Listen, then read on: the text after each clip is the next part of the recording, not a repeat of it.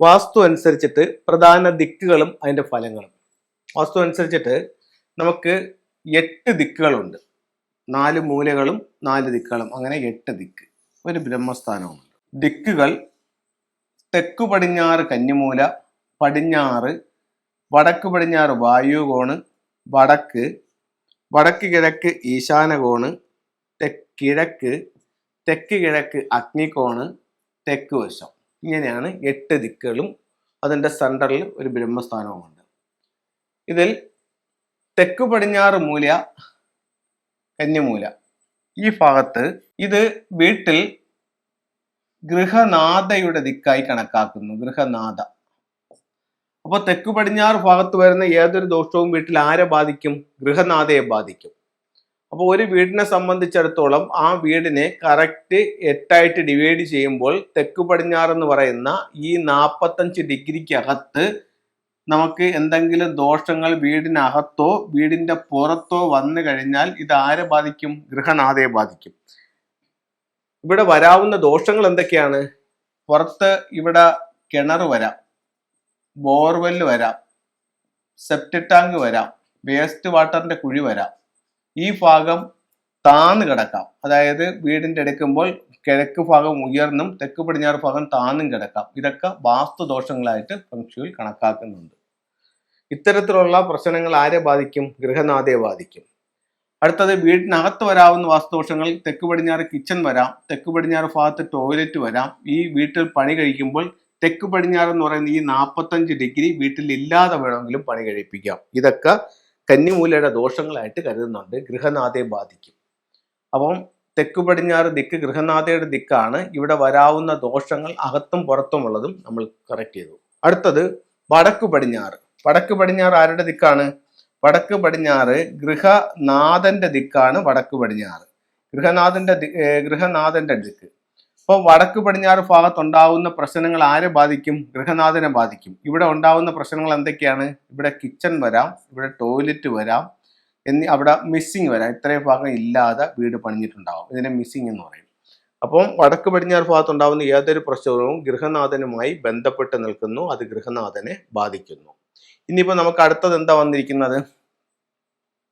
പുറത്ത് എന്തൊക്കെ സാധനങ്ങൾ വരാം? പുറത്ത് നമുക്ക് ടോയ്ലറ്റ് വരാം, അതുപോലെ തന്നെ പുറത്ത് നമുക്ക് കിച്ചൺ വരാം, അതേപോലെ തന്നെ പുറത്ത് വടക്ക് പടിഞ്ഞാറിന്റെ വടക്ക് ഭാഗത്ത് വരാവുന്ന ഗേറ്റുകളും നമുക്ക് വാസ്തുദോഷങ്ങളായിട്ട് പരിഗണിക്കാം.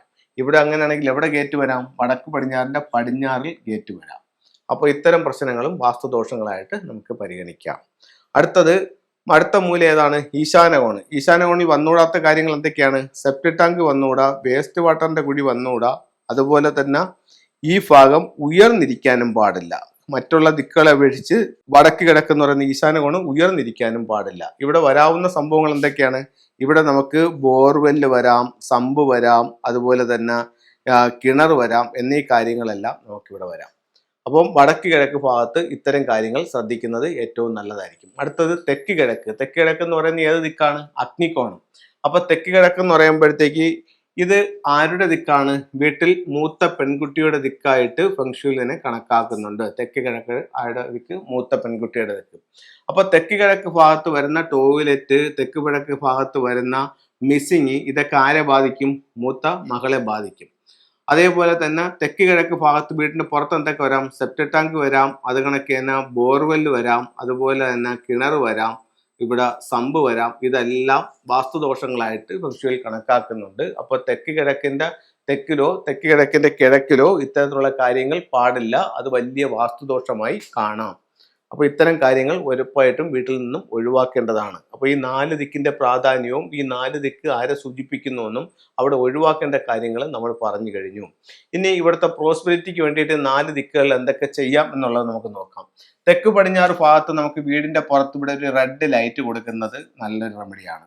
വടക്ക് പടിഞ്ഞാറോ ഇവിടെ ഒരു 6 റോഡ് വിൻഡ്ചെയിൻ കൊടുക്കാം. വീടിന്റെ പുറത്ത് ഇവിടെ 6 റോഡ് വിൻഡ്ചെയിൻ കൊടുക്കാം. വടക്ക് കിഴക്ക് ഭാഗത്ത് വൃത്തിയായി സൂക്ഷിക്കാം. ഇവിടെ നമുക്കൊരു വാട്ടർ ബോഡി കൊടുക്കാം. തെക്ക് കിഴക്ക് ഭാഗത്ത് നമുക്ക് ഇവിടെ ഒരു ലക്കി ബാമ്പ് വെക്കാം. ഇവിടെ നമുക്ക് തീയിടാം. ഇങ്ങനെയുള്ള കാര്യങ്ങളെല്ലാം ഫയർ എനർജി കൊടുക്കാം. ഇത്തരം കാര്യങ്ങളെല്ലാം 4 മൂലകളിലായിട്ട് ചെയ്യാം. അപ്പം ഇതാണ് 4 ദിക്കുകളുടെ പ്രത്യേകതകളും 4 ദിക്കുകളിൽ നമ്മൾ ശ്രദ്ധിക്കേണ്ടതായിട്ടുള്ള കാര്യങ്ങളും. അപ്പോൾ ഇത്തരത്തിലുള്ള കാര്യങ്ങളൊന്ന് ശ്രദ്ധിക്കുക.